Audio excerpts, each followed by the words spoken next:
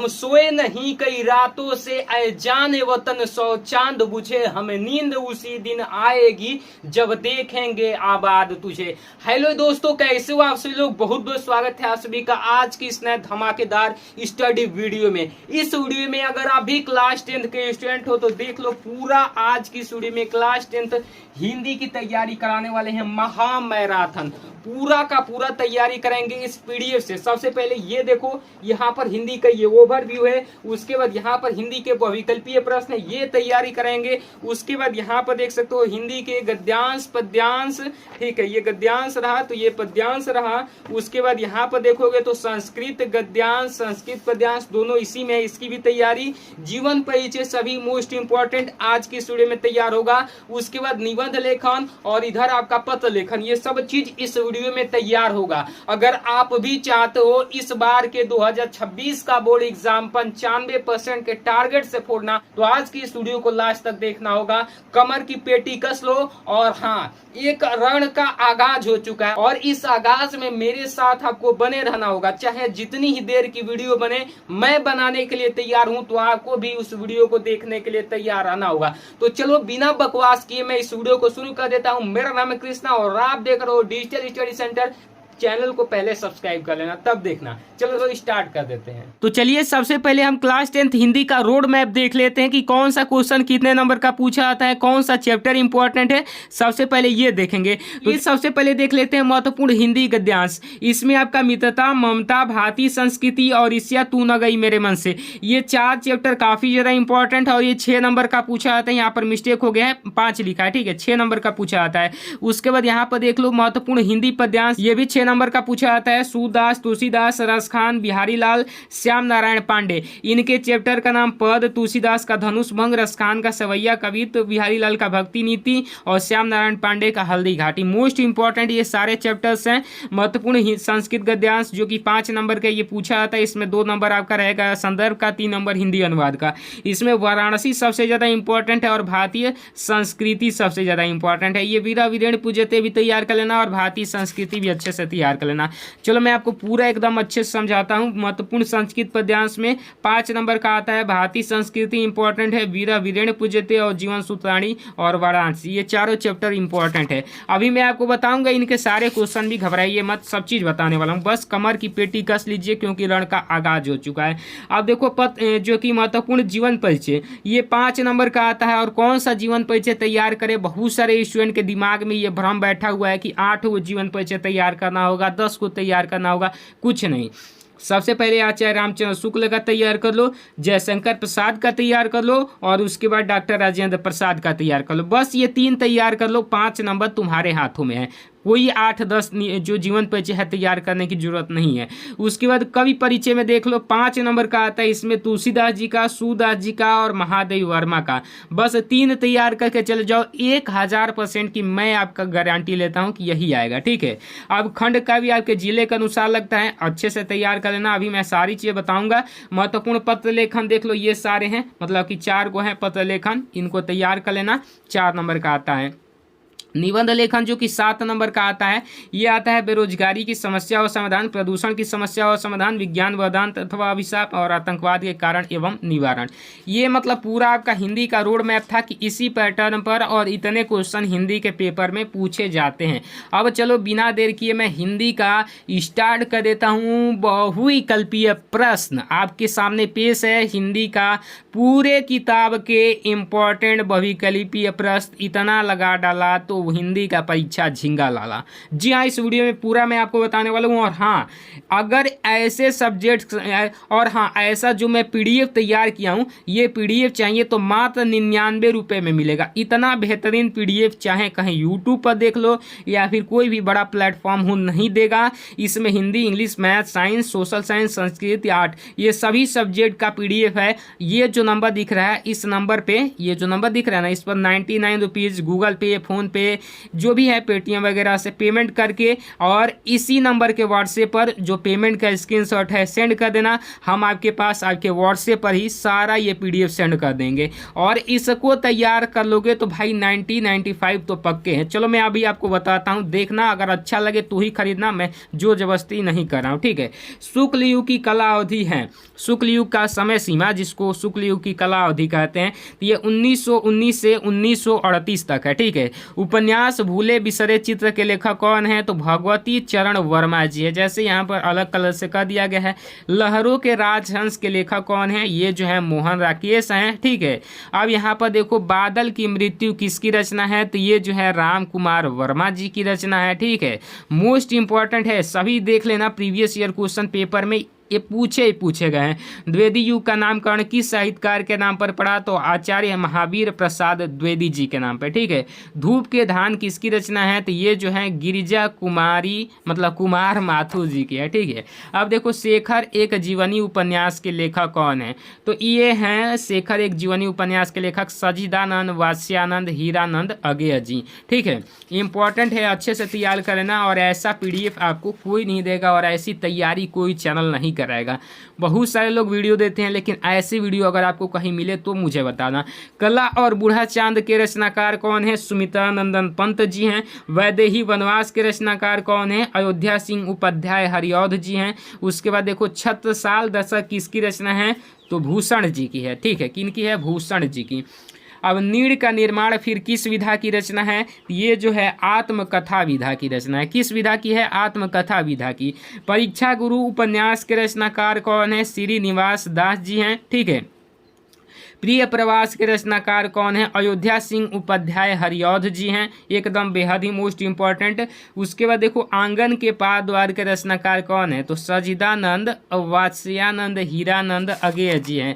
अब देखो आपको एक्स्ट्रा में भी चीज़ें दी गई है जो आपको खुद से प्रैक्टिस करना है कि जयशंकर प्रसाद और राजेंद्र प्रसाद की कोई 3 रचनाएं बताइए, आप खुद से बताइए। अब आप कहोगे कि हमको तो मालूम ही नहीं है, अरे भाई नहीं मालूम है तो किताब से देख लीजिएगा, कोई दिक्कत नहीं है, ठीक है एकदम, लेकिन बताइएगा जरूर, ठीक है। देखेंगे कि आप कितना पढ़ने में तेज हैं। अब शुक्लोत्तर युग की समय सीमा कब से कब तक है, अब आप कहोगे ये तो सुना नाम है शुक्लोत्तर युग, अच्छा हाँ ये 1936 से 1947 वाला, हाँ यही राइट ऑप्शन है, ठीक है।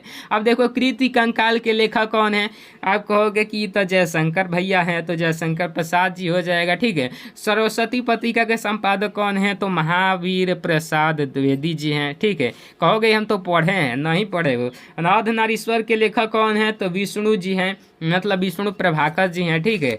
नीड़ का निर्माण फिर किस विधा की रचना है, मोस्ट इंपॉर्टेंट, ये कह दो कि आत्मकथा है। नीड़ का निर्माण जहाँ आज है तो कह दो कि आत्मकथा है, बाकी दूसरा कुछ नहीं कहना है बस। मधुशाला किसकी रचना है, तो मधुशाला जो है हरिवंश राय बच्चन जी की रचना है। आप कहोगे इतना सुना लग रहा है, हाँ जी सुना ही है, ये अमिताभ बच्चन के पिताजी हैं, हरिवंश राय बच्चन जी हैं, ठीक है।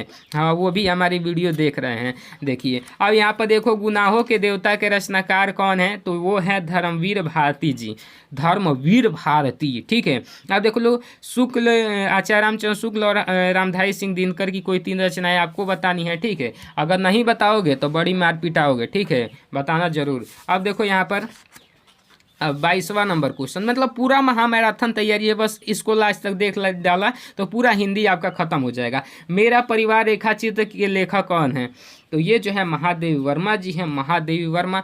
ठूंठा आम के लेखक कौन है, तो वृंदावन लाल वर्मा जी हैं। हम कह रहे वृंदावन लाल बिहारी आ गए ना, नहीं तो वर्मा जी हैं। आप देखो संस्कृति और सभ्यता एक निबंध है आपका, संस्कृति और सभ्यता, इसके लेखक कौन है, तो कहोगे कि शुक्ल जी हैं, उन्होंने आचार्य रामचंद्र शुक्ल जी हैं। दीप शिखा काव्य संग्रह किसकी रचना है, तो कहोगे कुछ नहीं याद आ रहा है तो महादेवी वर्मा जी की हो जाएगी, ठीक है। गेहूं और गुलाब के रचनाकार कौन है, गेहूं और गुलाब का क्या होता है, डाढ़ होता है, वृक्ष होता है, ठीक है। तो इसे राम वृक्ष बेनीपुरी भैया हो जाएंगे, कुछ नहीं ट्रिक से भी याद किया जाता है जो नहीं याद होता है।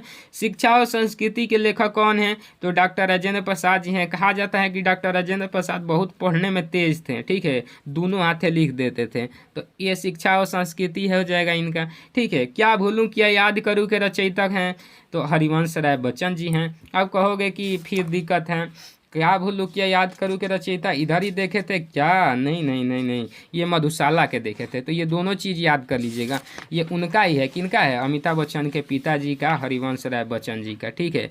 और रस मीमांसा के लेखक कौन है? तो ये जो है आचार्य रामचंद्र शुक्ल जी हैं। रीति काल के वीर रस के प्रसिद्ध कवि कौन है? तो कहोगे हम जानते हैं, नहीं बताएंगे। जानते हो तो बता दो, भूषण है। अब देखो रीति काल की रचना कौन सी है? तो ये जो है रामचंद्रिका है, रामचंद्रिका। ठीक है। राम कुमार वर्मा द्वारा रचित प्रबंध काव्य कौन सा है? तो उत्तरायण है। उत्तरा का जो आएगा उसको उत्तरायण कहा जाएगा। अब देखो महादेव वर्मा की रचना नहीं है। आप कहोगे ईभी है, ईभी है, ईभी है। कौन बच रहा है? ये बच रहा है, यह नहीं होगा। ठीक है। अब देखो कह रहा है कि राम की शक्ति पूजा के रचनाकार कौन है? तो कहोगे ये तो नाम सुना सुना लग रहा है। इसके जो रचनाकार हो जाएंगे, कौन है कौन है? हाँ यही है, सूर्यकांत त्रिपाठी निराला जी।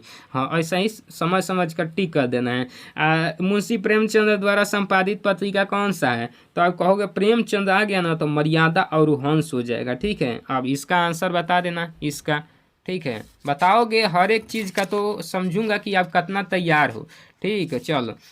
अब देखो कलम के सिपाही के रचनाकार कौन है या फिर किसकी कृति है? ये जो है कलम जो है ना अमृत होता है, ये बहुत बड़ा अमृत होता है, ये आपको बहुत ऊंचाइयों तक ले जाता है।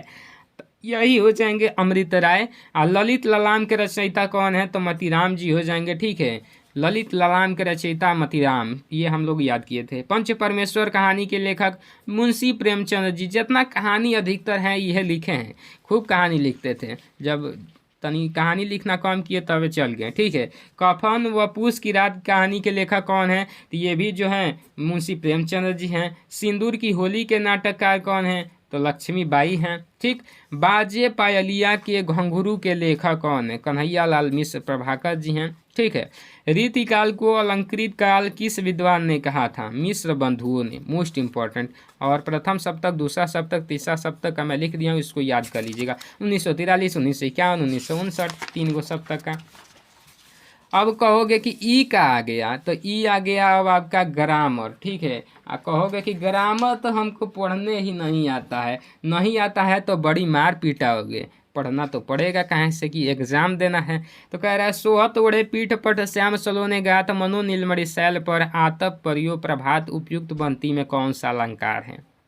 अब आप रोगे, कहोगे कि हमने तो पढ़ा ही नहीं है, हम कैसे जवाब देंगे? तो देखो हम आपको ट्रिक बता रहे हैं। हाई मनो आ गया ना, मनो मानो, मनो अमानो, दूगो ये वर्ड देख लिए तो कह देना कि उत्प्रेक्षा अलंकार है। आँख मूंद के कहना। ठीक है। आँख खोल के कहोगे तो लगेगा कि पढ़ा है। आँख मूंद के कह देना कि उत्प्रेक्षा अलंकार है। कहा जाएगा मनो मानो जनहु जानहु आ जाएगा। तो लिख लेना कॉपी पर ऐसे। ठीक है। अब देखो चौराहा में कौन सा समास है? चौराहा। देखो समास दूगो इम्पोर्टेंट है, द्विगु और द्वंद्व। तो चौराहा जो है नु, इनमें चौ मतलब क्या होता है? तो कहोगे चौ मतलब 4 होता है। तो 4 और राहा मतलब राह। 4 राहों के समूह को क्या कहते हैं? चौराहा। बहुत लोग कहते हैं चौराहे पर घेर के मारेंगे, तो वही चौराहा मतलब कि 4 को जहाँ पर राहों का समूह होता है। तो इसमें कौन सा समास हो जाएगा? द्विगु समास। द्विगु, द्वि मतलब दुई, दुई मतलब संख्या, जो संख्या को दर्शाता है उसी को द्विगु समास कहते हैं। तो इसमें चौराहा क्या है? चौ मतलब 4 संख्या है, तो ये द्विगु समास हो जाएगा। अब कहोगे इतना बढ़िया से कौन समझाता है? हाँ, धनुष का प्रवाची है। धनुष का प्रवाची, अब तो कहोगे कि राम जी से जाके पूछना पड़ेगा, कहें से हम तो धनुष चलाए ही नहीं है, तो कहें बताएंगे? परीक्षा में भी ऐसे कह देना, लिख देना कि राम जी से पूछ लीजिए। हाँ, तो एग्जामिनर कहेगा कि कोदंड होगा, लगा दीजिए ना तो काट देंगे नंबर। हवा चलो। वेद पुराण में कौन सा समास है? वेद पुराण में द्वंद्व समास है। ठीक है। द्वंद्व, ये बीच में हैसे लग गया ना, लग गया हैसे, तो समझो द्वंद्व समास है। हाँ, एगो ट्रिक, दूगो ट्रिक, 3 गो ट्रिक बता दिया। सभी लोगों को वह सुंदर दृश्य देखा, सभी लोगों ने वह सुंदर दृश्य देखा, वाक्य के भेद हैं। कहोगे इसमें क्या समझ में आ रहा है? तो कुछ नहीं आ रहा, तो सरल वाक्य हो जाएगा। उपदेश में कौन सा उपसर्ग है? उपदेश, उपसर्ग, उपसर्ग का होता है। बड़ी कंफ्यूजन है। अरे उपसर्ग, उपसर्ग माने जौन पहिले लगता है, हई पहिले लगा है का उप, तो उप का हो गया उपसर्ग। उपसर्ग क गो होता है, 22 गो होता है, तो इसमें उप क्या हो जाएगा, उपसर्ग हो जाएगा। जौन पहिले लगता है उपसर्ग हो जाएगा। अब प्रत्यय एक होता है जौन है बाद में लगता है, तो देश इसमें क्या हो जाएगा, प्रत्यय हो जाएगा। इतना बढ़िया से समझ में आ गया। तो प्रत्येक, प्रत्येकम का संधि विच्छेद क्या है, तो प्रतिधन एकम हो जाएगा। अब देखो हास्य रस का स्थायी भावहास, करुण रस का शोक, बस याद कर लेना है ना, तो बड़े ही मार पिटाना है। ठीक है। निम्नलिखित में भाववाची का सही वाक्य है, आओ वहाँ बैठा जाए। आंसर, पीपर पात सरिसमन डोला में कौन सा अलंकार है। पीपर के पतई मन जैसा डोलता है, जैसा मन दिन भर डोलता रहता है इधर उधर, वैसा ही पीपर का पतइयों भी बिना हवा के डोलता रहता है। तो इसका इसमें कौन सा अलंकार हो जाएगा, उपमा। ऊपर, उपमा से क्या आ रहा है, ऊपर। पीपर के पतई कहाँ होता है, ऊपर होता है, तो पीपर पात वाला में हमेशा याद रखिएगा उपमा अलंकार होता है। ठीक है। इसमें यह है कि पीपर के पत्ते की जो तुलना है ना मन से की गई है। ठीक है, मन से तुलना कर दी जाएगी, जहाँ तुलना होता है वहाँ पर उपमा अलंकार होता है, ये याद रखिएगा। और रूपक अलंकार जहाँ पर समानता प्रकट की जाए, जैसे कि चरण कमल बंदऊ हरिराई, यानी कि जो हरि का चरण है वो कोमल, कमल के समान कोमल है, तो वो समानता बताई जा रही है, तो वहाँ पर रूपक अलंकार हो जाएगा। याद कर लीजिएगा। उत्प्रेक्षा अभी पीछे ही बताया, नहीं भूल गए तो देख लो पीछे करके। अब देखो, नाना वाहन नाना वेशा बिहसे शिव समाधि निज देखा, को मुखहीन विपुल मुख गाहू बिहू करहु को बाहु बाहु। अब देखो शिव जी गए हैं तो सब बिहस रहे हैं। बिहस मतलब गंगा में कहे का बिहस रहे हो, बिहस रहे हो का मतलब क्या, नाचिया रहे हो, तो नाचिया रहोगे तो वो कहाँ हो जाएगा, उसमें हास्य रस हो जाएगा। रो दोगे तो करुण रस हो जाएगा। और तनी खिसिया जाओगे तो वीर हो जाएगा, तनी क्रोधित हो जाओगे तो रौद हो जाएगा। खिसिया जाओगे तो वीर नहीं होगा, तनी साहस दिखाओगे तब। ठीक है, जैसे कि राक्षसे मार दोगे तो वीर रस में आ जाओगे। ठीक है, तो वैसा भी कर सकते हो। अंबरपन घट में डूबो रही तारा घट उषा नागरी, अपक्ति में कौन सा अलंकार है। अभी तो हमें मालूम नहीं है, पढ़े तो नहीं है। पढ़े नहीं हो तो रूपक अलंकार लगा दो। ठीक है, आहे पर भी लगाया जाता है, ये नहीं कि छोड़ कर चले आओ। पंचवटी में कौन सा समास है, अभी पीछे बताया। पीछे क्या बताया, द्विगु जो होता है संख्यावाची होता है। पंच क्या है, पंच मतलब 5। तो अरे भाई, तो इसको न लगा दिया जाता है। हाँ, राम राम कही राम कही राम राम कही राम, तुन परिहरि रघुवीर वीर राहु गौ सुधाए, पंक्ति में रस है, करुण रस है। ठीक है, कौन सा रस, करुण रस। हाँ, र छंद अलंकार की परिभाषा पहचान याद कर लीजिएगा, याद करोगे आपके लिए बेहतर होगा। अब आपके तो बहुविकल्पीय समाप्त हो चुके हैं। अब चलो हम आपको अति महत्वपूर्ण गद्यांश बताते हैं, जो बोर्ड परीक्षा में हर साल पूछे जाते हैं। कितने नंबर का, 6 नंबर का पूछा जाता है। और मोस्ट इम्पॉर्टेंट पूरे किताब से, आपके किताब में देखेंगे तो 100-200 से कम नहीं गद्यांश है, लेकिन उनमें से मैं काट छाट कर कितना 11 से 12 गद्यांश लाया हूँ। एकदम आराम से इनको पढ़ लेना है, काम हो ही जाएगा। ठीक है, चलो कह रहे हैं कि विश्वासपात्र मित्र जीवन की एक औषधि है। हमें अपने मित्रों से यह आशा रखनी चाहिए कि वे हमें उत्तम संकल्पों से सुदृढ़ करेंगे, दोषों और त्रुटियों से हमें बचाएंगे, हमें सत्य पवित्रता और मर्यादा के प्रेम को पृष्ठ करेंगे। जब हम कुमार्ग पर पैर रखेंगे तो वो हमें सचेत करेंगे, और जब हम हतोत्साहित होंगे तो वो हमें उत्साहित करेंगे। अब इसका संदर्भ लिखना है, व्याख्या करना है, और एक सच्चा मित्र किसे कह सकते हैं बारे में बताना है। कैसे कह सकते हैं अभी मैं आपको बताऊंगा।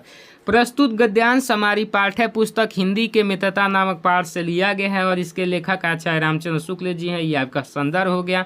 अब व्याख्या में देखिए, व्याख्या में कि शुक्ल जी कहते हैं कि जिस प्रकार औषधि आपके शरीर के अनेक रोगों को बचाकर आपके जीवन को स्वस्थ करने का काम करती है, उसी प्रकार विश्वसनीय मित्र अनेक बुराइयों से बचाकर हमारे जीवन को उन्नत तथा सुंदर बनाता है।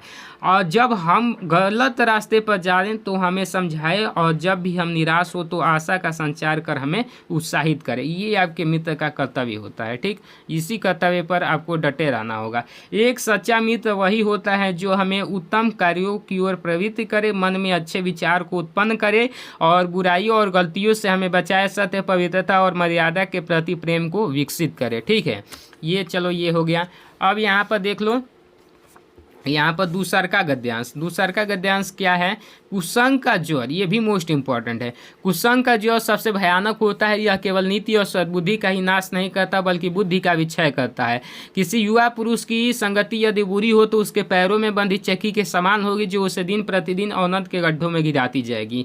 यदि अच्छी हो तो सहारा देने वाली बाहु के समान होगी जो उसे निरंतर उन्नत की ओर उठाती जाएगी। ठीक, अब उपयुक्त गद्यांश का संदर्भ लिखिए, रेखांकित अंश की व्याख्या कीजिए, कुसंग का क्या प्रभाव होता है इसके बारे में बताइए। तो देखो, प्रस्तुत गद्यांश वही रहेगा कि मित्रता पाठ से लिया गया है और इसके लेखक आचार्य रामचंद्र शुक्ल जी हैं। बस रटी रटाई बातें लिख देना है। अब व्याख्या में देखो, शुक्ल जी कहते हैं कि बुरी संगति घातक बुखार के समान होती है, हानिकारक होती हैं। और जिस प्रकार कोई व्यक्ति यदि किसी भयानक ज्वर से ग्रसित हो जाता है तो वह ज्वर उसके स्वास्थ्य को नष्ट कर देता है तथा कभी कभी प्राण भी ले लेता है, उसी प्रकार बुरी संगति हमारी नैतिकता, सदाचार, मन तथा बुद्धि को नष्ट कर देती है। कुसंगति किसी युवा पुरुष की सारी प्रगति रोक देती है। ठीक उसी प्रकार जिस प्रकार पैरों में बंधा भारी पत्थर व्यक्ति को आगे नहीं बढ़ने देता, बुरी संगति मनुष्य को प्रतिदिन पतन के मार्ग पर अग्रसर करती है, वहीं अच्छी संगति हो तो प्रतिदिन उन्नत की ओर ले जाती है। कुसंगति का क्या प्रभाव होता है? तो कुसंगति एक घातक बुखार जैसा होता है। यह हमारे नैतिकता, सदाचार, मन तथा बुद्धि को नष्ट कर देता है, जिससे व्यक्ति की सारी प्रगति रुक जाती है। हाँ, अब चलिए एकदम बेहतरीन से समझते चलना है। जब एक बार मनुष्य अपना पैर कीचड़ में डाल देता है तो वो फिर नहीं देखता कि कहाँ और कैसे जगह पर पैर रखता है। धीरे धीरे उन बातों का अभ्यस्त होते होते तुम्हारी घृणा कम हो जाएगी। पीछे तुम्हें जिनसे चिढ़ न मालूम होगी, क्योंकि तुम यह सोचने लगोगे कि चिढ़ने की बात ही क्या है। ये है। अब देखो, इसके लेखक का नाम, रेखांकित अंश की व्याख्या, कुसंगति में पड़े हुए मनुष्य के साथ क्या होता है, तो वही चीज संदर्भ में हो जाएगा। ठीक है, अब यहाँ पर संदर्भ नहीं लिखना है, लेखक का नाम और पाठ का नाम लिखना है। तो ये जो हो जाएगा मित्रता पाठ, और लेखक का नाम आचार्य रामचंद्र शुक्ल जी। और रेखांकित अंश की व्याख्या में कि शुक्ल जी कहते हैं कि बुरी संगति को कीचड़ के समान बताया गया है कि इस कीचड़ में सदा बचकर रहना चाहिए, इस कीचड़ से। ठीक है, अन्यथा यह हमारे आचरण को दूषित कर देता है। यदि कोई मनुष्य एक बार बुरी संगति में फंस गया तो कलंकित हो गया, तो वह फिर बार बार कलंकित होने से नहीं डरता और धीरे धीरे बुरी आदतों का अभ्यस्त हो जाता है। जब बुराई का आदत बन जाता है तो उसे घृणा भी नहीं करता और न ही बुरा कहने से चिढ़ता है। बात तो सही है, अगर बुरी संगति में जो एक बार पड़ जाता है तो उसे उसकी आदत हो जाती है, और अभी के समय में देख ही रहे हैं लड़कों का।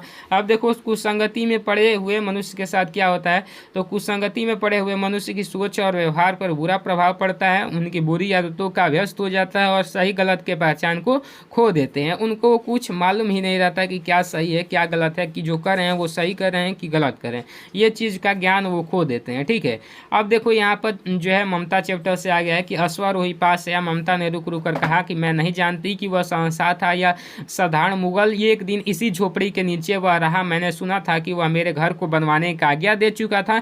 मैं आजीवन अपने झोपड़ी के खोदे जाने के डर से भयभीत रही। भगवान ने सुन लिया और आज मैं इसे छोड़ जाती हूँ। तुम इसका मकान बनाओ या महल में अपने चिर विश्राम गृह में जाती हूँ। अब इसका संदर्भ सहित हिंदी में अनुवाद नहीं है, संस्कृत व्याख्या नहीं, इसका क्या करना है, व्याख्या केवल करना है। मजाक कर रहा हूँ। ठीक है, अब देखो यहाँ पर ममता जीवन क्यों भयभीत रही, तो ये जो है देख लो यहाँ पर संदर्भ हो जाएगा। और रेखांकित अंश की व्याख्या में कि श्री जयशंकर प्रसाद जी के अनुसार ममता कहती है कि कहीं मैं इस मामूली से घर से बेघर ना हो जाऊं, लेकिन ईश्वर ने मेरी प्रार्थना सुन ली, मुझे जीवित रहते बेघर होने से बचा लिया। आज मैं इस घर को छोड़कर जा रही हूं, अर्थात मैं अपने जीवन का अंत समय निकट आ गया है। मैं अब तुम यहाँ मकान बनाओ अथवा महल, मुझे कोई चिंता नहीं, क्योंकि अब मैं उस गृह में जाती हूँ जहाँ मुझे अनंत काल तक विश्राम प्राप्त होगा। ठीक, ममता के आजीवन भयभीत रहने का क्या कारण था, तो ममता आजीवन अपने झोपड़ी के खोदे जाने के डर से भयभीत रही कि उसका कहीं झोपड़ी ना चला जाए। ठीक है, तो बस अब अंत समय निकट आ गया तो उसको छोड़कर ही चली गई। अब जाओ भाई तुम यहाँ मकान बनाओ या महल। ठीक ना, चलो अब देखो यहाँ पर कि जो तरुण संसार के जीवन संग्राम से दूर है, उन्हें संसार का चित्र बड़ा ही मनमोहक प्रतीत होता है। जो वृद्ध हो गए हैं वो अपनी बाल्यावस्था और जो तरुण अवस्था से दूर हट आए हैं, उन्हें अपने अतीत काल की स्मृति बड़ी सुखद लगती है। वे अतीत का ही स्वप्न देखते हैं। तरुणों के लिए जैसे भविष्य उज्जवल होता है, वैसे ही वृद्धों के लिए अतीत होता है। अब देखो इसमें क्या कह रहा है कि प्रस्तुत गद्यांश में पाठ और लेखक का नाम लिखिए। तो पाठ और लेखक का नाम क्या लिखूं? पाठ है और लेखक का नाम पद्मलाल पूनालाल बख्शी जी हैं।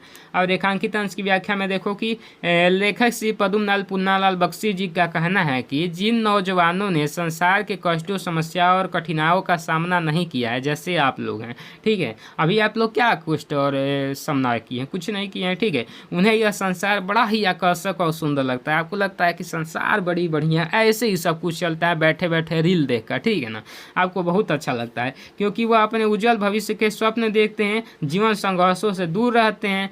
दूर के ढोल तभी सुहावने लगते हैं, ठीक है, कहा जाता है कि दूर का ढोल सुहावना लगता है, जैसे ही नज़दीक आता है तो सर फटने लगता है। वही चीज़ अभी तो आपको रील में जो दिखाया जा रहा है बहुत अच्छा लगेगा। आप जैसे जैसे जैसे जैसे आप चलते जाएंगे, जब आपका करियर का सवाल आ जाएगा तो कहेंगे कि यार काश उस समय रील नहीं देखा होता, पढ़ लेता तो आज कुछ और होता। तो ये चीज़ है। चलो, जो अपनी बाल्यावस्था को जवानी के पार करके हम वृद्ध हो गए तो बीते समय का गीत गाकर प्रसन्न होते हैं। नवयुवकों से भविष्य दूर होता तो वृद्धों से उनका बचपन दूर होता है, इसलिए नवयुवकों को भविष्य तथा वृद्धों का अतीत प्रिय लगता है, काहे नहीं लगेगा। अब देखो, तरुण और वृद्ध दोनों ही वर्तमान के में असंतुष्ट हैं। यहाँ पर तरुण भविष्य को वर्तमान में लाना चाहते हैं और वृद्ध अतीत को। तरुण क्रांति का समर्थन करते हैं और वृद्ध अतीत के गौरव का संरक्षण करते हैं, ठीक। तरुण और वृद्ध दोनों क्या चाहते हैं, इसका उत्तर हो गया, ठीक। चलो चलो चलो चलो चलो अगला यहाँ पर क्वेश्चन, अगला क्वेश्चन आता है 6 नंबर। क्या है कि हिंदी में प्रगतिशील साहित्य का निर्माण हो रहा है, उसके निर्माता यह समझ रहे हैं कि उसके साहित्य में भविष्य का गौरव निहित है, पर कुछ ही समय के बाद उनका यह साहित्य भी अतीत का स्मारक हो जाएगा और आज जो तरुण है वही वृद्ध होकर अतीत के गौरव का स्वप्न देखेंगे।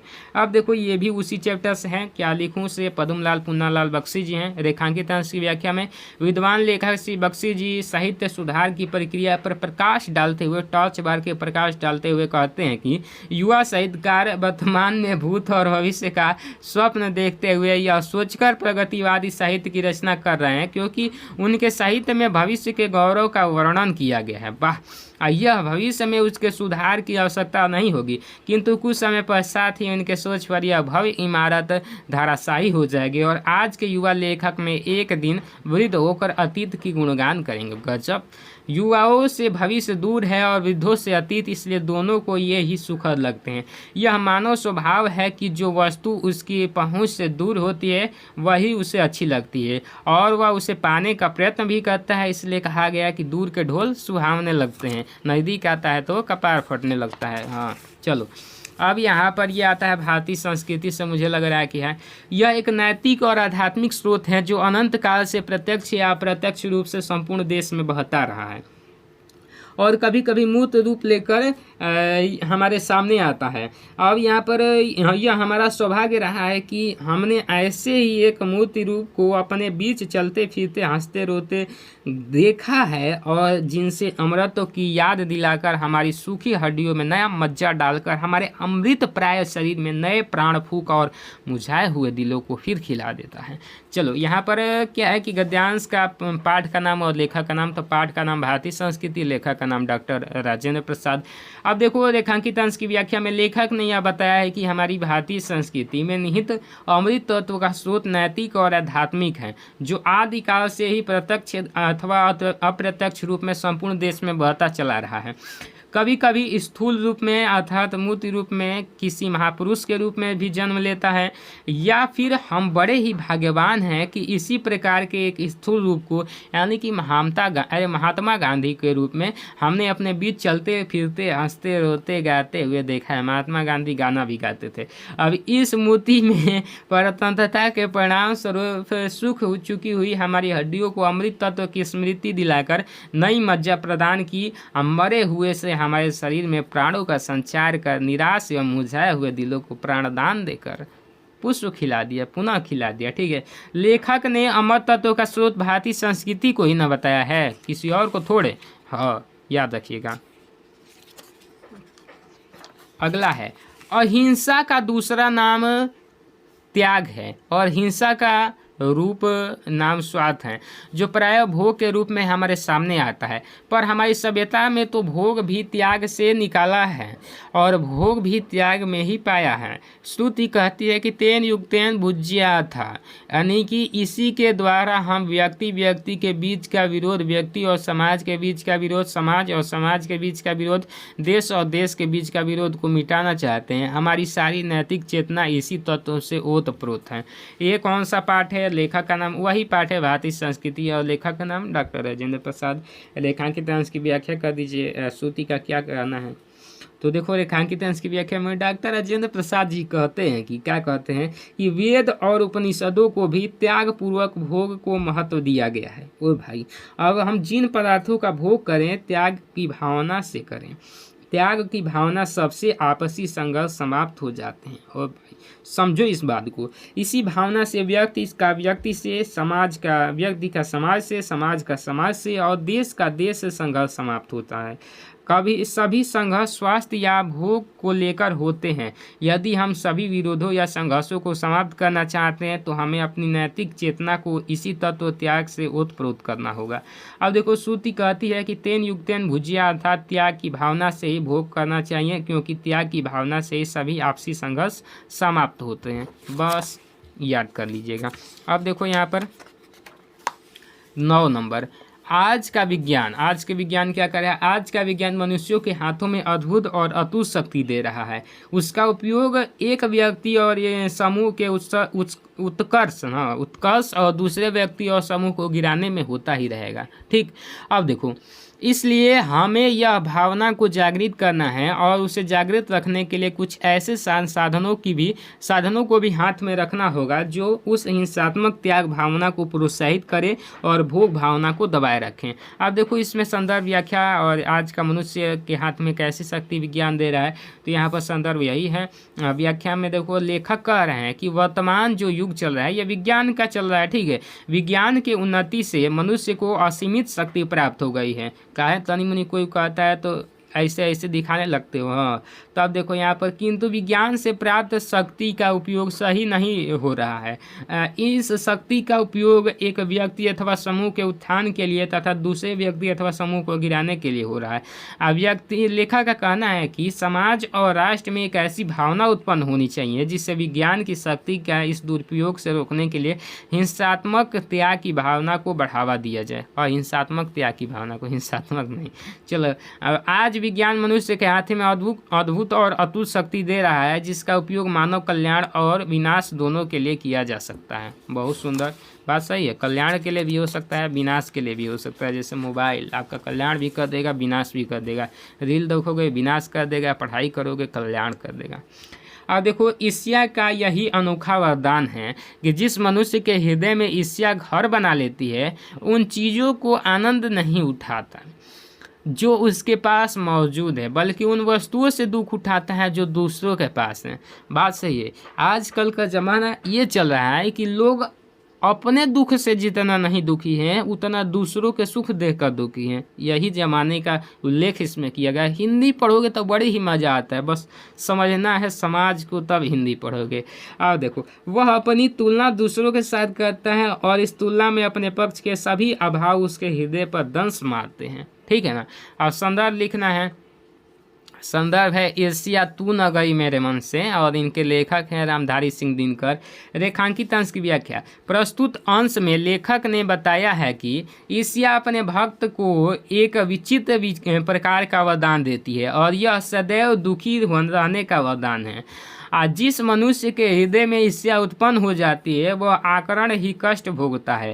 वह अपने पास विद्यमान अनंत सुख साधनों के भोग द्वारा भी आनंद नहीं उठा पाता, क्योंकि वह दूसरों की वस्तुओं को देखकर मन में जलता रहता है। बात तो सही है। अब देखो, ईर्ष्यालु व्यक्ति को ईर्ष्या के कारण वस्तुओं का आनंद नहीं मिलता क्योंकि उसके पास है, वरन उन वस्तुओं का दुख उठाता है जो दूसरे के पास है। दूसरे के पास चरचकिया आ जाएगी, भले आपके पास 2 चकिया है तो 2 चकिया का आनंद नहीं लेंगे और देखेंगे चरचकिया से बड़ी चलेंगे। कैसे चरचकिया ले लिया है, रास्ता पता नहीं काट धर देगा कि चरचकिया वह पंचर हो जाए, अब उससे जलने लगेंगे। तो यही ईर्ष्या है। ठीक है, दूसरा कुछ नहीं है। चलो, और आजकल देख ही रहे हैं बहुत क्रेज है इसका। यही आपका इंग्लिश में चैप्टर है the world will end in fire some say in ice from what I have, यही पढ़िएगा। अब देखो यहाँ पर ईश्वर की बड़ी बेटी ईसिया की है, ठीक है, ईश्वर नहीं है, ईसिया की बड़ी बेटी का नाम निंदा। और ये जो व्यक्ति ईर्ष्यालु होता है वही बीजाणुओं का दोष भी होता है। कलाकारों को निंदा करती है कि इस प्रकार दूसरे लोग, जनता या मित्रों की निगाहों से गिर जाएंगे और जो स्थान रिक्त होगा उस पर मैं अनायास ही आबाद हो जाऊंगा। गजब। अब देखो संदर्भ वही हो जाएगा, व्याख्या देखो। दिनकर जी का मत है कि जैसे हमारे मन की इच्छा की भावना उत्पन्न होती है वैसे ही निंदा की भावना भी उत्पन्न होती है। जो व्यक्ति किसी के प्रति रुचि रखता है तो वह अपने बुराइयों को भी अत्यधिक बढ़ावा देता है। उनका निंदा करने का उद्देश्य यह होता है कि यह अन्य लोगों की दृष्टि में गिर जाए, और जब यह व्यक्ति नाम निंदा कर रहा होता है तो मित्रों का, समाज का लोगों को नज़ारे भी गिर जाता है, तो उसकी नौकरी खाली हो जाती है, तो उच्च स्थान पर बिना परिश्रम के अधिकार कर लेता है। अब देखो ईर्ष्यालु और निंदक में जन्म देने वाला और जन्म लेने वाला का संबंध है। दूसरे शब्दों में ईश्वर का भाव मन से उत्पन्न होता है और निंदा का अवगुण स्वयं उपट जाता है, ठीक है, स्वयं से उपट जाता है। अब देखो 12 नंबर, कितना जीवन बरस पड़ा है इन दीवारों पर जैसे फसाने अजायब का भंडार खुला पड़ा हो। कहानी से कहानी टकराती चली गई है, बंदरों की कहानी, हाथियों की कहानी, हिरणों की कहानी, क्रूरता की, भय की, दया और त्याग की। जहाँ बेरहमी है वहाँ दया का भी समुद्र उमड़ पड़ा है, जहाँ पाप है वहीं क्षमा की भी सोता फूटा पड़ा है, ठीक है। इसका जो है अजंता पाठ से लिया गया है और इसके जो राइटर है भगवती चरण उपाध्याय जी हैं।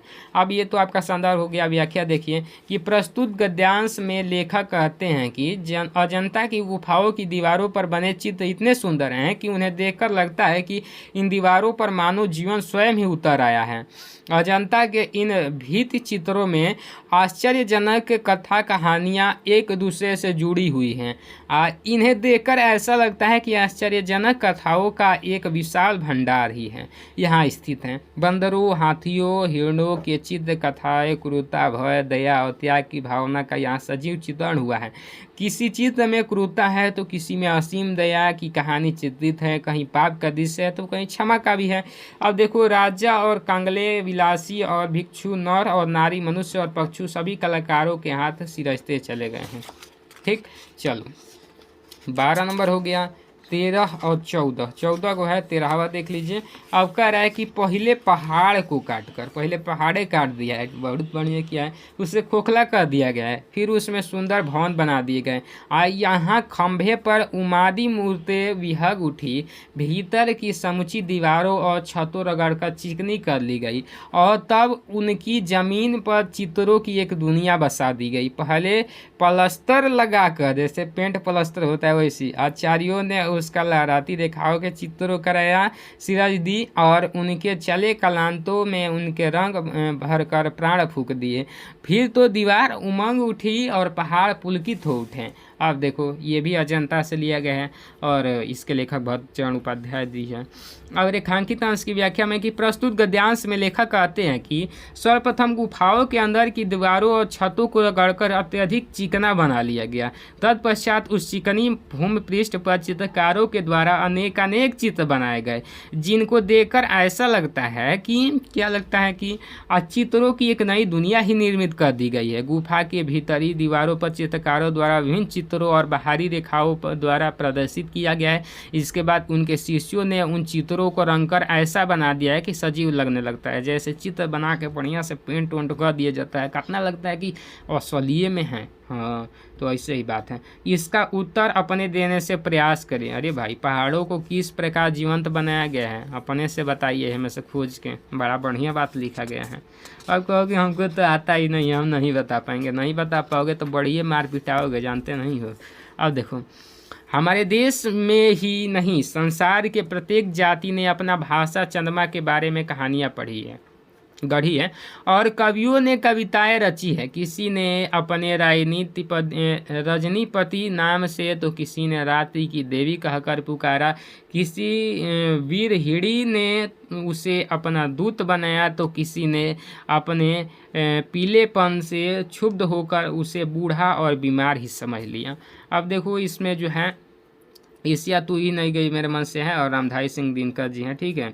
अब देखो यहाँ पर लेखक का कहना है कि निर्जीव चंद्रमा को भी कभी रात्रि की पति के साथ सोते हुए देवी कहा गया है, कभी इसे विरह विधुरा नायिका और कभी दूत बनाकर इसके माध्यम से अपने प्रियतम को संदेश भेजा, तो कभी पीलापन देकर उसके बूढ़े और बीमार दुर्बल समझ गए, ठीक है। अब यहाँ पर देख लो ये चीज़ें, बाकी इसको मुझे कुछ डाउट लग रहा है कि इस चैप्टर से नहीं है, देख लो, बाकी हो भी सकता है, ठीक। अब चलो हम आपके लिए ला चुके हैं महत्वपूर्ण पद्यांश, इसको लगा डाला तो बोर्ड परीक्षा झिंगा लाला। ये भी 6 नंबर का पूछा जाता है। हाँ, कितना है, क गो है तो ढेर गो नहीं है, ये भी 12 गो है, बहुत है, कहे नहीं है कम। अब देखो पहला है कि चरण कमल बंदऊ हरिराई, जाकी कृपया पर उलंग गिरी लंघे, अंधे को सब कुछ दर्शाई, बहिरे सुने गूंगे पुली बोले। अब देखो गैंग लिखा गया है, गूंगे है, ठीक है, अरे भाई बहुत। अब देखो रंग चले शिक्षत धराई, सूदा स्वामी को नाम है, बार बार बंदऊ तही पाई, ठीक है। प्रस्तुत पद्यांश का संदर्भ लिखे, रेखांकित अंश की व्याख्या, बार बार बंदऊ तही पाई में कौन सा अलंकार है। अब देखो संदर्भ में क्या हो जाएगा, प्रस्तुत पद्यांश हमारी पाठ्य पुस्तक हिंदी काव्य में संकलित पाठ सूदास के पद से अवतरित है और इसके रचयिता सूदास जी हैं। यह पद उनके महाकाव्य सूसागर से लिया गया है। अब देखो यहाँ पर रेखांकित अंश की व्याख्या में भक्त शिरोमणि सूदास जी कृष्ण के कमल रूपी चरणों की वंदना करते हुए कहते हैं कि इनकी कृपा हो जाने पर लंगड़ा व्यक्ति भी पर्वतों को लांग लेता है और अंधे को भी सब कुछ दिखाई देने लगता है, और इन चरणों की अनोखा प्रभाव इतना है कि बहरा व्यक्ति भी सुनने लगता है और गूंगा व्यक्ति भी पुनः बोलने लगता है, ठीक है। किसी दरिद्र व्यक्ति पर श्री कृष्ण के चरणों की कृपा हो जाने पर वह राजा बनकर अपने सिर पर छत्र धारण कर लेता है। और सूदास जी कहते हैं कि ऐसे दयालु प्रभु श्री कृष्ण के चरणों में मैं बार बार वंदना करता हूँ। करिए भाई, हम भी करते हैं रोज। अब देखो बार बार बंदऊ तही पाई में कौन सा अलंकार है, तो इसमें रूपक अलंकार है, ठीक। दूसरा नंबर पद्यांश ये कहता है कि उधो मोहि ब्रज बिसरत नहीं, वृंदावन गोकुल वन उपवन सघन कुंज की छाही, प्रात समय माता जसमती अरुनंद देखी सुख पावत, माखन रोटी दही सजइयो अति हित साथ ख्यावत, आ गोपी ग्वाले बाल सब संग खेलत, सब दिन हसत सिरात, आ सूदास धनी धनी ब्रजवासी जिनसे हित जदुतात। ये देखो प्रस्तुत पद्यांश का संदर्भ लिखना है, रेखांकित अंश की व्याख्या और कृष्ण किसके ध्यान में खोकर रह गए हैं। तो देखो यहाँ पर कि ऊपर जो अभी मैंने आपको संदर्भ बताया कि कौन है, तो सूदास जी द्वारा रचित सूरसागर से लिया गया, तो वही इसका संदर्भ हो जाएगा। रेखांकित अंश की व्याख्या में देखो श्री कृष्ण ने उद्धव से ब्रजवासियों की दीन दशा सुनी और उन्हीं के ध्यान में खोकर रह गए। अब देखो वे उद्धव जी से कहते हैं कि मैं ब्रज को भूल नहीं पाता हूँ, वृंदावन और गोकुल के वन उपवन मुझे आज भी याद आते रहते हैं, वहाँ के घने कुंजों की छाया को अभी भी नहीं भूल पाता। नंद बाबा और माता यशोदा माता को देखकर मुझे जो आनंद मिलता था वह मुझे रह रह कर स्मरण हो आता है। वे मुझे माखन रोटी और भली प्रकार जमाया हुआ दही कितने प्रेम के साथ खिलाते थे। ब्रज की गोपियों और ग्वाल बालाओं के साथ खेलते हुए मेरे सभी दिन हंसते हुए बीता करते थे।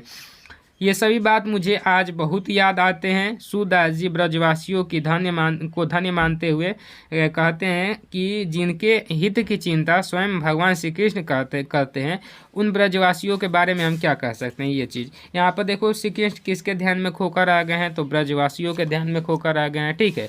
अब चलो यहाँ पर तीसरा नंबर पद्यांश देख लेते हैं, ये भी मोस्ट इंपॉर्टेंट है, हर साल बोर्ड में एग्जाम में आता है, ठीक है। उधो मन भय न 10-20, एक हो तो सू गए श्याम संको आराध्य ईस, इंद्र शिथिल भई केशव बिनु जो देह बिनु शीस, आशा लगी रही तनि श्वासा जीवही कोटि बरीस, तुम तो सखा श्याम सुंदर के सकल जोग के ईस, सुर हमारे नंद नंदन बिनु को नहीं जगदीश। अब देखो यहाँ पर संदर्भ लिखना है, रेखांकित अंश की व्याख्या और उद्धव जी मथुरा से गोकुल क्यों आए। संदर्भ पहले वाला ही रहेगा। रेखांकित अंश की व्याख्या में गोपिया उद्धव जी से कहती है कि हे उद्धव, हमारा मन 10-20 नहीं है, सभी के तरह हमारे पास भी एक ही मन था जो वह श्री कृष्ण के साथ चला गया, अतः हम मन के बिना तुम्हारे बताए हुए निर्गुण ब्रह्म की आराधना कैसे करें, अर्थात बिना मन के ब्रह्म की आराधना असंभव है। अब यहाँ पर श्री कृष्ण के बिना हमारी सारी इंद्रिया निष्क्रिय हो गई है, हमारी दशा बिना सिर के प्राणी जैसी हो गई है, और कृष्ण के लौटने के सहारे हम करोड़ों वर्ष तक जीवित रह लेंगे। गोपियाँ उद्धव जी से योग मिलन का संदेश देने के लिए मथुरा से गोकुल आए हैं। उद्धव जी गोपियों का, ठीक है, गोपियों से श्री कृष्ण से मिले थे तो वही संदेश गोपियों को देने के लिए मथुरा से गोकुल आए थे। ठीक है, चलो यहाँ पर अगला है कि शीश जटा उर्बाहु विशाल विलोचन लाल तिरछी सी भव है। तून सरासन बान धरे तुलसी बरन मारक के सूठी सौ है। सादर बरही बार सुभाय चिते तुम त्यो हमारे मन मोहे। पूछति ग्राम बधुसिय सो कहाँ से सखी रावरे के है। ठीक है, कहाँ से सांवरे से सखी रावरे के हैं। ठीक है, इस प्रकार से अब देखो यहाँ पर संदर्भ प्रस्तुत पद्यांश गोस्वामी तुलसीदास द्वारा रचित कवितावली से हमारी पाठ्य पुस्तक हिंदी के काव्य खंड में संकलित वन पथ पर कविता से अवतरित है। और इसके रेखांकित अंश की व्याख्या में देखोगे तो ग्राम वधुआ सीता जी से पूछ रही है कि जो शीश पर जटा धारण किए हुए हैं, जिनके वक्ष स्थल और भुजाएं विशाल है, नेत्र लाल है और भौहें तिरछी सी हैं, जो तरकस धनुष और बाण धारण किए हुए हैं, वन मार्ग पर बहुत शोभायान हो रहे हैं, हे सहज स्वाभाविक रूप से बड़े सम्मान के साथ बार बार तुम्हारी ओर देखते हुए हमारे मन को आकर्षित कर रहे हैं। हे सखी, तुम हमें यह बताओ कि ये सुंदर सांवले रंग वाले राम तुम्हारे कौन लगते हैं। सांवरे सखी में कौन सा अलंकार है, तो अनुप्रास अलंकार है, क्योंकि स्व बार बार आ रहा है तो यहाँ पर अनुप्रास अलंकार हो जाएगा। ठीक है, चलो यहाँ पर अगला देख लेते हैं। सुनि सुंदर सुधारस साने श्यानी है जानकी जानी भली। तीछी करी नयन से देन तिन्ही समझाई कछु मुस्काई चली। तुलसी ते अवसर सहे सबे अवलोकित लोचन लाहू अली। तनुराग तड़ाग में भान उदय विकसीन मनोमुंजल कुंज कली। अब यहाँ पर संदर्भ वही हो जाएगा रेखांकित अंश की व्याख्या में कि ग्राम वधुओं ने राम के विषय में सीता जी से पूछा कि ये सांवले और सुंदर रूप वाले तुम्हारे क्या लगते हैं। तो ग्राम वधुओं के अमृत जैसे वचन को सुनकर चतुर सीता जी उनके मनोभाव को समझ गई और सीता जी ने उनके प्रश्नों का उत्तर अपनी मुस्कुराहट तथा संकेत भरी दृष्टि से ही दे दिया। उन्हें मुख से कुछ बोलने की आवश्यकता ही नहीं पड़ी। उन्होंने स्त्री चेत लज्जा के कारण केवल संदेशों से ही बता दिया कि राम हम मेरे पति हैं। तुलसीदास जी कहते हैं कि सीता जी के संकेत को समझकर सभी सखियां राम के सौंदर्य को एक टक देखती हुई अपने नेत्रों का लाभ प्राप्त करने लगी। इस प्रकार से और उस समय ऐसा प्रतीत हो रहा था कि मानव प्रेम के सरोवर राम रूपी सूर्य का उदय हो गया हो और ग्राम वधुओं के नेत्र रूपी कमल में सुंदर कलियां खिल गई हो। अब यहाँ पर अनुराग तड़ाग का क्या अर्थ है। अनुराग मतलब होता है प्रेम रूपी सरोवर, अनुराग तड़ाग मतलब। ठीक है, अब देखो यहाँ पर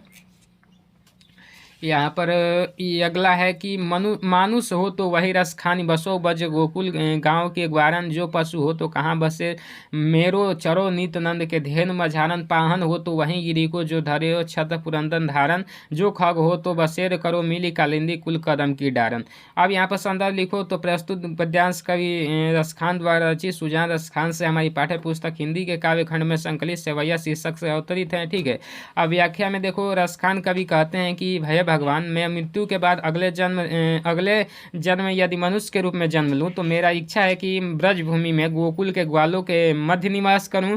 यदि मैं पशु योनि में जन्म ग्रहण करूं तो मेरा यह जिसमें मेरा कोई वश नहीं है तो फिर भी मेरी यह इच्छा है कि नंद जी के गायों के बीच विचरण करता रहूं। यदि मैं अगले जन्म में पत्थर बनूं तो मेरी इच्छा है कि मैं उसी गोवर्धन पर्वत के पत्थर बनूं जिसे श्री कृष्ण ने अपने अंगुली पर उठाए हुए थे। यदि मुझे पक्षी योनि में जन्म मिला तो मेरी इच्छा है कि मैं यमुना नदी के किनारे स्थित कदम के वृक्ष की शाखाओं पर निवास करूं। इस पद्यांश में कालिंदी कुल यमुना नदी का किनारा है तथा पाहन जो है पाषाण यानी कि पत्थर को, ठीक है, पत्थर को कहते हैं।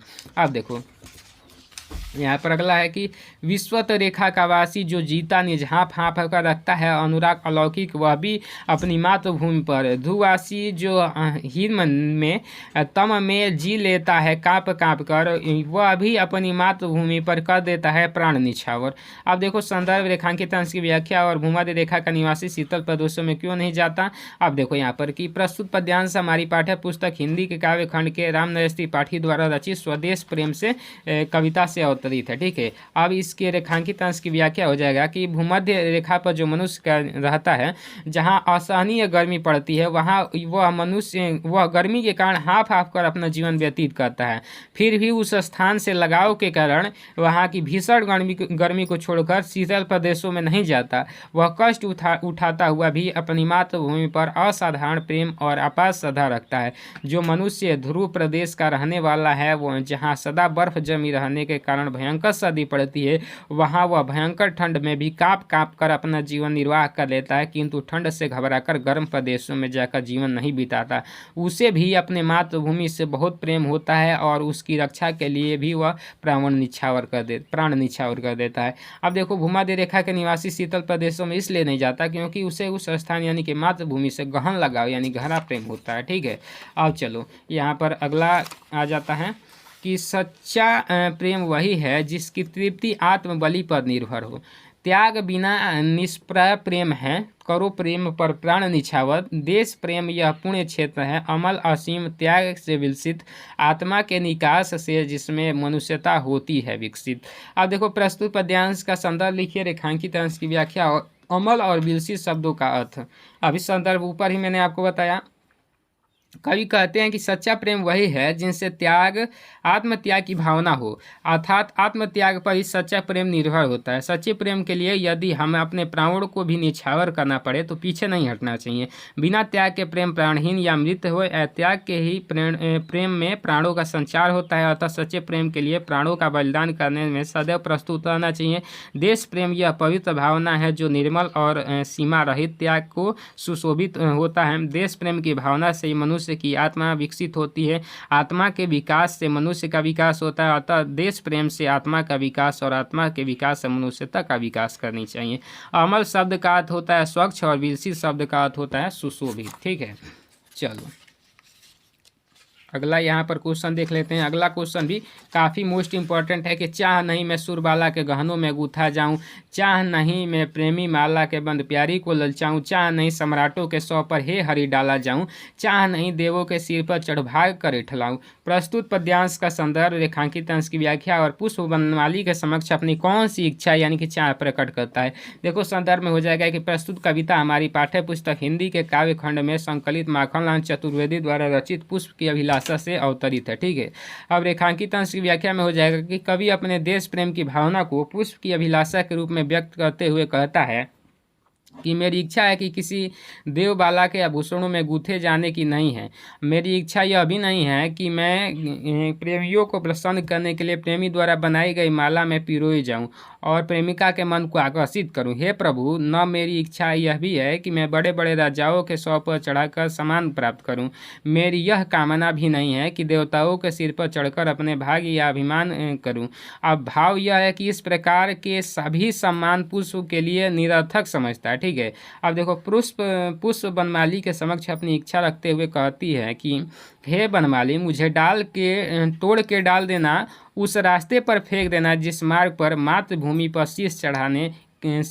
सिर का बलिदान चढ़ाने के लिए अनेक देशभक्त वीर जाते हैं या फिर गए हैं। ठीक है, चलो यहाँ पर अगला देखते हैं। अगला है कि इस समाधि में छिपी हुई है एक राख की ढेरी, जल कर जिसने स्वतंत्र की दिव्य आरती फेरी। यह समाधि लघु समाधि है, झांसी की रानी की अंतिम लीला स्थली यही है। लक्ष्मी मर्दानी की कहीं कहीं बिखर गई वह भ्रम विजय माला सी, उसके फूल यहाँ संचित हैं। यह मातृभूमि शाला सी, सहे वार पर वार अंत तक लड़ी वीरबाला सी, आहुति सी गिर चढ़ी सीता पर चमक उठी ज्वाला सी। पद्यांश का संदर्भ हिंदी के काव्यखंड के संकलित सुभद्रा कुमारी चौहान से कविता से अवतरित है, उन्हीं का लिखा हुआ है, और झांसी की रानी की समाधि पर से अवतरित है। ठीक है, अब देखो रेखांकित अंश की व्याख्या क्या है कि कवित्री का मानना है कि झांसी की रानी की समाधि में राख की एक ऐसी ढेरी छिपी हुई है जिसने स्वयं जलकर आज़ादी की लड़ाई का आगाज किया था। यह छोटी सी समाधि है झांसी की रानी की समाधि, यह उनके अंतिम युद्ध की वीरता का स्थान है, यह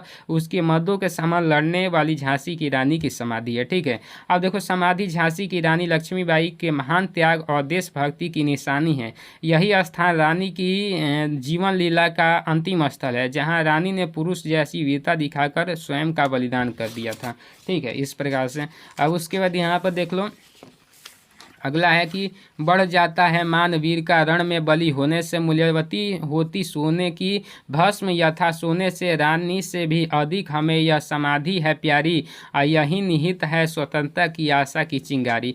संदर्भ इसका है कि क्या है संदर्भ, ऊपर जो मैंने अभी बताया सुभद्रा कुमारी चौहान द्वारा रचित और झांसी की रानी की समाधि से जो लिया गया। ठीक है, उसके बाद यहाँ पर देख लो, यहाँ पर आगे क्या कह रहा है, आगे कह रहा है कि यहाँ पर रेखांकित अंश की व्याख्या। कवित्री कहती है कि स्वतंत्रता पर बलि होने से वीर का सम्मान बढ़ जाता है। रानी लक्ष्मीबाई भी युद्ध में बलिदान हुई, अंततः उनका सम्मान भी उसी प्रकार और भी अधिक बढ़ गया कि जैसे कि सोने की अपेक्षा स्वर्ण भस्म अधिक मूल्यवान होता है।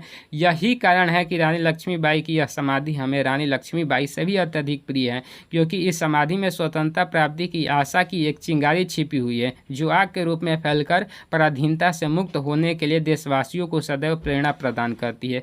झांसी की रानी की इस समाधि में कवित्री ने रानी से भी अधिक प्यारी इसलिए बतलाया है क्योंकि इस समाधि में स्वतंत्रता प्राप्ति की आशा की एक चिंगारी छिपी हुई है, जो आग के रूप में फैलकर पराधीनता से मुक्त होने के लिए देशवासियों को सदैव प्रेरणा प्रदान करती है। इसी में से काट कर लिखा गया है, ये पूछा गया जो क्वेश्चन उसका आंसर। ठीक है, अब चलो यहाँ पर आगे देख लेते हैं। आगे है कि मेवाड़ केसरी देख रहा था, केवल रण का तमाशा था, वह दौड़ दौड़ करता था रण, वह मान रक्त का प्यासा था, चढ़कर चेतक पर धूम धूम करता सेना, घूम घूम करता सेना का रखवाली था, ले महामृत्यु के साथ मानव प्रत्यक्ष कपाली था।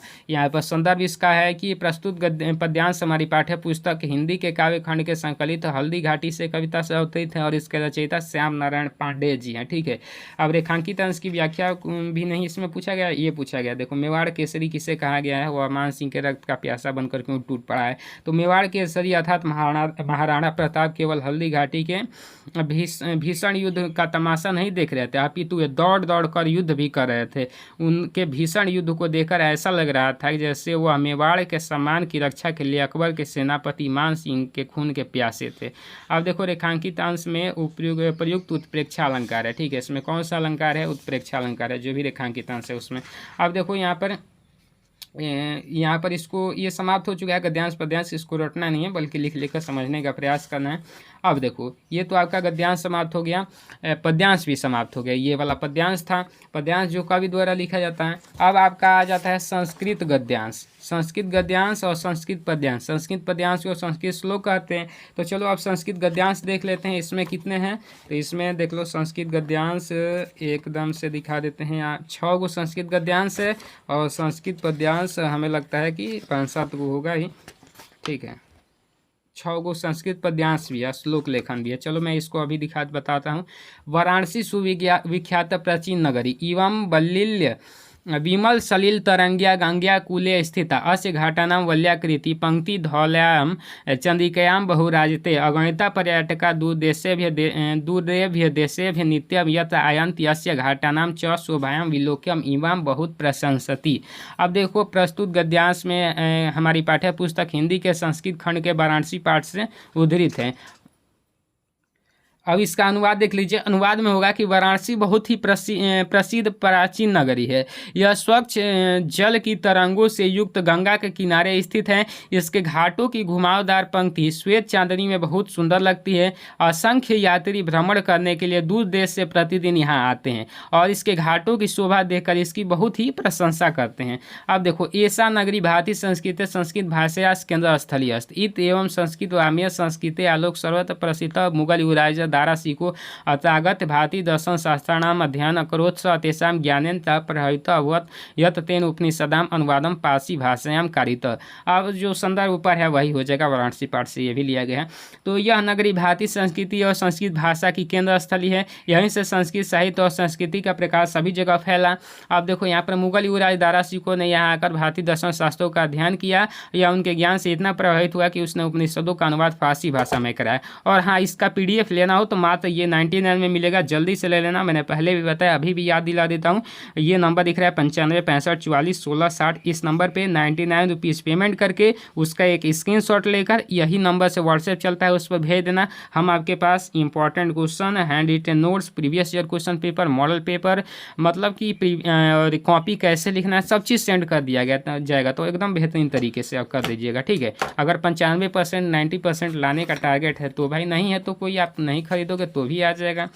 लेकिन हाँ अच्छे से तैयारी करना चाहते हो तो परचेज कर ही लेना। और कुछ प्राइस रखना पड़ता है भाई, बिना प्राइस का आप जानते ही हो कि कोई इसका वैल्यू नहीं करेगा, ठीक है। तो जल्दी से ले लीजिएगा, बाकी यही कहेंगे। इयम नगरी विविध धर्माणाम संगम स्थली अस्ति महात्मा बुद्ध तीर्थकार पार्श्वनाथ श्रीराथम कबीर गोस्वामी तुलसीदास अन्य च बहवः महात्मानाम आत्याम सुयान विचारात प्रशयन न केवलम दर्शने साहित्य धर्म विश्वद अतयाम कौशे काशिका देशे देशे सर्वत्र प्रहिन्ते अत्यागत्या प्रस्तरमूर्तिया प्रसिता इत निजा प्राचीन परंपराम इदामिनाबी परिपाल्यते। ऊपर संदर्भ जो लिखा गया है वही वाराणसी पाठ से। अब देखो अनुवाद, यह नगरी विविध धर्मों के मिलन का स्थल रही है। महात्मा बुद्ध तीर्थकार पार्श्वनाथ शंकराचार्य कबीर गोस्वामी तुलसीदास और दूसरे बहुत से महात्माओं ने यहाँ आकर अपने विचारों को फैलाया अर्थात अपने विचारों का प्रसार किया। ये केवल दर्शन साहित्य और धर्म में ही नहीं अपितु कला के क्षेत्र में भी यह नगरी विविध कलाओं और शिल्यों के लिए संसार में प्रसिद्ध है। यहाँ की रेशमी साड़ियाँ देश विदेश में सभी जगह पसंद की जाती हैं। यहाँ के पत्थर की मूर्तियाँ, यहाँ पर मूर्तियाँ होगा, प्रसिद्ध है। यह अपनी प्राचीन परंपरा के लिए यह नगरी जानी जाती है।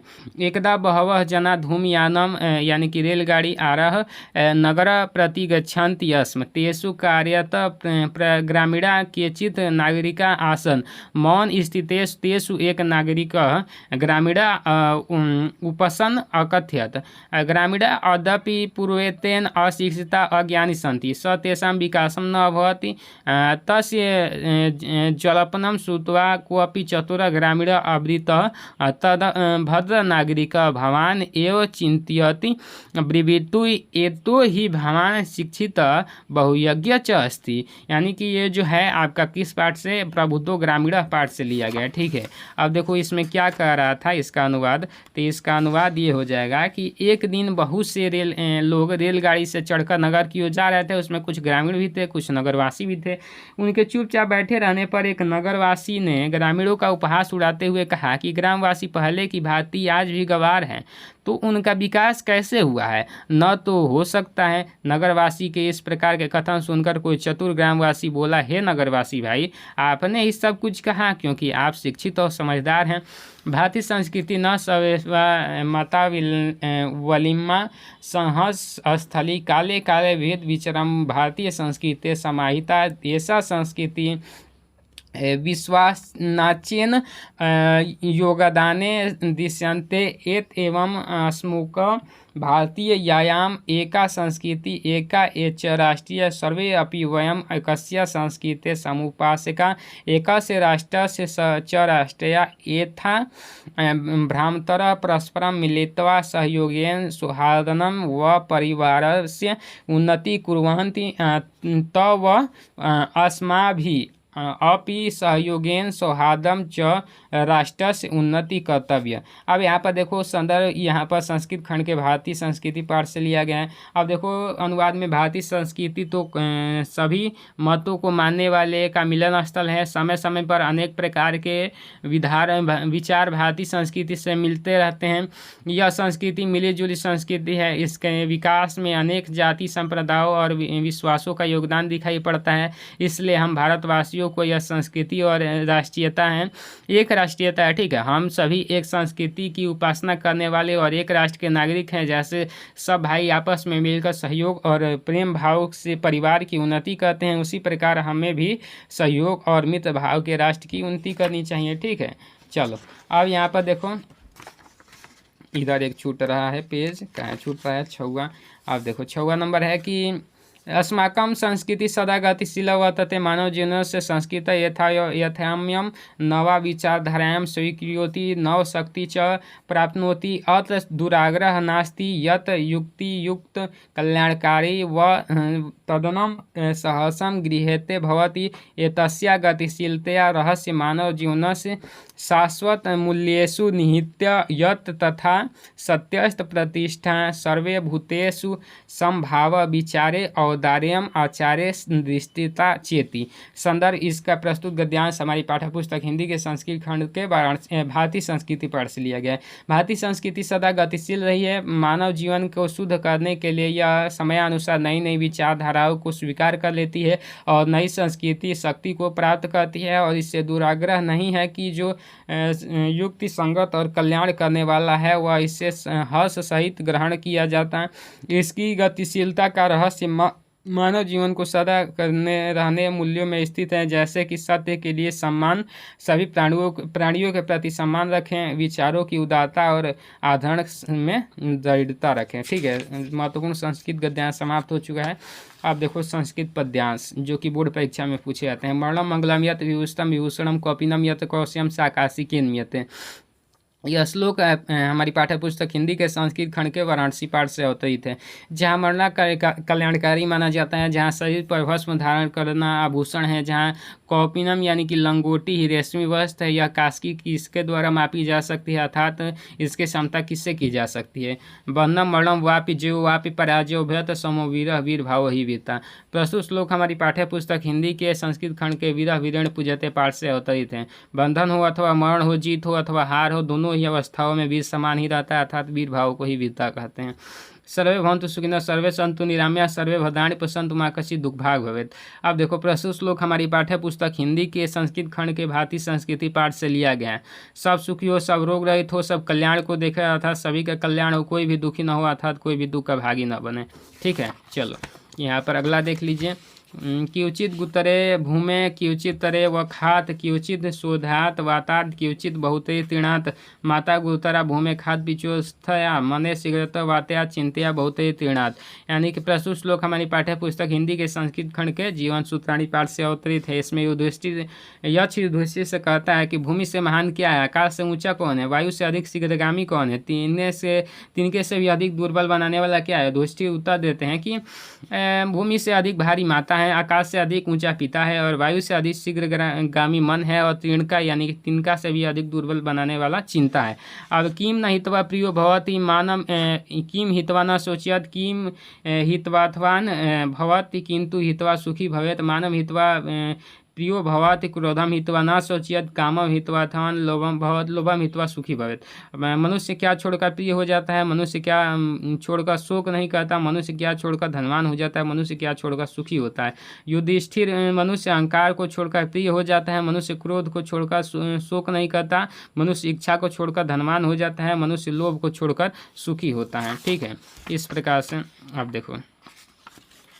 अब यहाँ पर ओम श्वेत केतु हारुण्यो आशा तम ह पितो वाच श्वेत केतु बस ब्रह्मचर्य न वे सोमस्य कुलीनो अनुच ब्राह्म वधुरीव भवतीति। प्रस्तुत श्लोक हमारी पाठ्य पुस्तक हिंदी के संस्कृत खंड के छांदोग्य उपनिषदम यशोष्ठ अध्याय पाठ सी के अंतर्गत आरुणी श्वेत केतु संवाद से उद्धृत है। आरुणी का पुत्र श्वेत केतु था। उसके एक बार पिता ने कहा, हे श्वेत केतु, तुम ब्रह्मचर्य का पालन करो, क्योंकि तुम्हारे कुल में ऐसा कोई व्यक्ति न हुआ जो ब्राह्मण बंधु के समान न लगता हो, जो ब्राह्मण अपने को ब्राह्मण समझता हो लेकिन ब्राह्मण चुनौती आचरण न करता हो। उसे गुरुकुल जाना आवश्यक है, उसे गुरुकुलवास आवश्यक प्रतीत होता है। प्रस्तुत श्लोक लेखन 3 श्लोक लेखन आपको अच्छे से याद करना है। बंधम मरणम वापि जीव वापि पराजय भयत समोवेरा वीर भाव ही वीरता। दूसरा है कि सर्वे भवन्तु सुखिनः सर्वे सन्तु निरामया सर्वे भद्राणि पश्यन्तु मा कश्चित् दुःखभाग् भवेत्। तीसरा है मरणे मंगलम यत विभूषितम विभूषणम कपिनम यत कौश्यम साकाशिकेन यत। ठीक है, इस प्रकार से ये हो गया समाप्त। अब आपका आता है मोस्ट इम्पॉर्टेंट जीवन परिचय। ठीक है, जीवन परिचय जो आपके बोर्ड एग्जाम में हर साल पूछे जाते हैं। देखो सबसे पहला जीवन परिचय आता है जयशंकर प्रसाद का। तो देखो कैसा लिखना है। हिंदी साहित्य के महान कवि, नाटककार, कहानीकार एवं निबंधकार।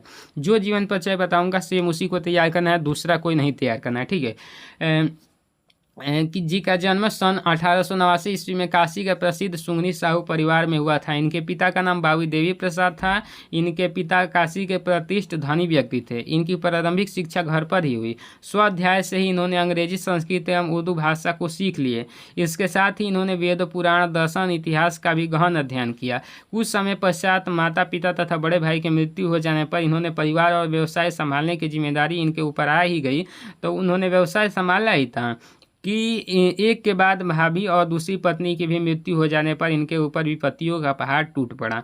अब देखो, इन सभी घटनाओं से प्रसाद जी का शरीर चिंताओं से जर्जर होने लगा और अंततः ये क्षय रोग से ग्रसित हो गए। 14 नवंबर 1937 को मात्र 48 वर्ष की अल्पायु में ही इन्होंने इस संसार से विदा कर दिया।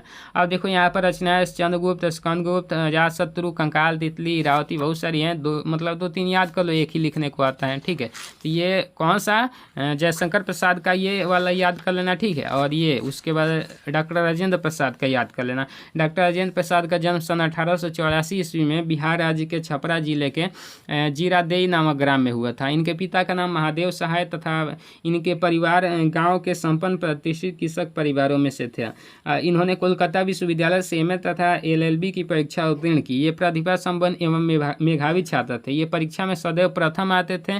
कुछ समय तक मुजफ्फरपुर कॉलेज में अध्यापन कार्य करने के पश्चात ये पटना और कोलकाता हाईकोर्ट में वकील भी रहे। अब इनका सुझाव प्रारंभ में ही राष्ट्र सेवा की ओर था। सन 1917 में इन्होंने चंपारण के आंदोलन में भी भाग लिया था। इनकी प्रतिभा, कर्तव्यनिष्ठा, ईमानदारी और निष्पक्षता से प्रभावित होकर इन्हें भारत गणराज्य का प्रथम राष्ट्रपति बनाया गया। जीवन भर निस्वार्थ सेवा करते हुए ये 28 फरवरी 1963 को दिव्यांगत हो गए, ठीक है। रचनाएं मेरी आत्मकथा, शिक्षा और संस्कृति और बापू के प्रति, यही इनकी रचनाएं हैं। 2 ही याद करना, 2-3 एकदम काम हो जाएगा, ठीक है। अब देखो, आचार्य रामचंद्र शुक्ल का, बस ये 3 ही याद कर लेना, जयशंकर प्रसाद, डॉक्टर राजेंद्र प्रसाद और आचार्य रामचंद्र शुक्ल का। उसके बाद कवि में जो बता रहा हूँ बस 3 वो याद कर लेना। देखो, हिंदी युग के प्रवर्तक साहित्यकार आचार्य रामचंद्र शुक्ल जी का जन्म सन 1884 ईस्वी में बस्ती जिले के अगोना नामक ग्राम में हुआ था। इनके पिता चंद्रबली शुक्ल मिर्जापुर के कानूनगो थे। इनकी माता अत्यंत विदुषी और धार्मिक महिला थी। इनकी प्रारंभिक शिक्षा राठ नामक तहसील में हुई। ये मिशन स्कूल से 10वीं की परीक्षा पास किए। गणित में कमजोर होने के कारण आगे नहीं पढ़ पाए। बाद में इन्होंने मुजफ्फरपुर के न्यायालय में नौकरी आरंभ कर दी। कुछ वर्षों बाद ये नौकरी छोड़कर मिशन स्कूल में चित्रकला के अध्यापक बन गए। अध्यापन कार्य करते हुए इन्होंने अनेक कहानी, कविता, निबंध एवं नाटकों की रचना की। कुछ समय तक ये काशी नागरिक परिचाणी पत्रिका का संपादन किए। स्वाभिमानी और गंभीर प्रकृति का हिंदी का यह दिग्गज साहित्यकार सन 1941 में ईस्वी में स्वर्गवासी हो गए। रचनाएं चिंतामणि, रस मीमांसा, विचार भी थी। यही 3 रचनाएं याद कर लेना, एक लिख दोगे काम हो जाएगा, ठीक है। अब देखो यहाँ पर अगला आता है आपका कवि में सूरदास, तुलसीदास और महादेव वर्मा, 3 ही इंपॉर्टेंट है, याद कर लेना। सूरदास जी का देखो, सूरदास जी का जन्म सन 1478 ईस्वी में आगरा से मथुरा जाने वाली सड़क के पास रुनकता नामक ग्राम में हुआ था। कुछ विद्वान इनका जन्म दिल्ली के निकट सिंही ग्राम को मानते हैं। सूरदास जी जन्मान थे, इस विषय में भी अनेक मतभेद है। सूरदास जी की रुचि बचपन से ही भगवत भक्ति के गायन में थी। इनसे भक्ति का एक पद सुनकर पृष्ठ मार्ग के संस्थापक महाप्रभु वल्लभाचार्य ने इन्हें अपना शिष्य बना लिया। इसके साथ ही वह श्रीनाथ जी के मंदिर के कीर्तन का सारा भार सौंप दिए। श्री वल्लभाचार्य के पुत्र विठलनाथ ने अष्टछाप के नाम से 8 कृष्ण भक्त कवियों का जो संगठन किया था, सूरदास जी इसके सर्वश्रेष्ठ कवि थे। ये गौ घाट पर रहकर जीवन भर कृष्ण की लीलाओं का गायन करते थे। सूरदास जी की मृत्यु सन 1583 ईस्वी में गोसाई विठलनाथ के सामने पासोली नामक ग्राम में हुई। रचनाएं सूरसागर, सूरसरावरी और साहित्य लहरी है, ठीक है। चलो, अब यहाँ पर देखो तुलसीदास जी का जन्म सन 1532 ईस्वी में बांदा जिले के राजापुर नामक ग्राम में हुआ था। कुछ विद्वान इनका जन्म एटा जिले के सोरो ग्राम को भी मानते हैं। तुलसीदास जी सरयुपायन ब्राह्मण थे। इनके पिता आत्माराम दुबे और माता हुलसी ने अभुक्त मूल नक्षत्र में उत्पन्न होने के कारण इन्हें त्याग दिया। इनका बचपन अनेकानेक आपदाओं के बीच व्यतीत हुआ। सौभाग्य से इन्हें बाबा नारायणी दास जैसे गुरु का वरदहस्य प्राप्त हुआ। इनकी कृपा से इन्होंने शास्त्रों के अध्ययन का अनुशीलन का अवसर प्राप्त हुआ। तुलसीदास जी का विवाह सुंदर और विदुषी कन्या रत्नावली के साथ हुआ। ये अपनी पत्नी के प्रेम में अनुरक्त रहते थे और एक बार पत्नी के डांट से इन्हें वैराग्य उत्पन्न हो गया और ये काशी चले गए। अपनी अनेक रचनाएं काशी, चित्रकूट और अयोध्या में लिखें। काशी के 80 घाट पर सन 1623 ईस्वी में इनकी पाथिक लीला का संस्मरण हुआ। रचनाएं कवितावली, दोहावली, रामचरितमानस और भी रचनाएं है, याद कर लेना, लेकिन 3 याद कर लोगे, एक लिखना होता है, ठीक है। अब कौन सा आएगा, तो अब आएगा महादेवी वर्मा का। अब महादेवी वर्मा का देख लो। महादेवी वर्मा का जन्म उत्तर प्रदेश राज्य के फर्रुखाबाद जनपद में सन 1907 ईस्वी में होलिकोत्सव के दिन हुआ था। इनके पिता गोविंद प्रसाद वर्मा भागलपुर के कॉलेज के प्रधानाचार्य एवं माता हेमरानी एक अत्यंत विदुषी और धार्मिक महिला थी। इनकी प्रारंभिक शिक्षा इंदौर के उच्च शिक्षा प्रयाग में हुई और इनका विवाह छोटी सी उम्र में हो गया। इनके पति डॉक्टर थे। कुछ समय तक इन्होंने चांदपति पत्रिका का भी संपादन किया है। इनकी साहित्य सेवा के लिए राष्ट्रपति ने इन्हें पद्म भूषण की उपाधि से सम्मानित किया, अलंकृत किया या फिर सम्मानित किया। ठीक है। उत्तर प्रदेश हिंदी संस्थापन द्वारा 18 मई 1983 ईस्वी को इन्हें हिंदी के सर्वश्रेष्ठ कवित्री के रूप में भारत भारती पुरस्कार प्रदान करके सम्मानित किया गया और 11 सितंबर 1987 ईस्वी को यह असाध संसार से विदा हो गई। रचनाएं दीप शिखा, निहार और सांध्य गीत हैं। इसको अच्छे से तैयार कर लेना। अब चलो हम पत्र लेखन और निबंध लेखन देख लेते हैं।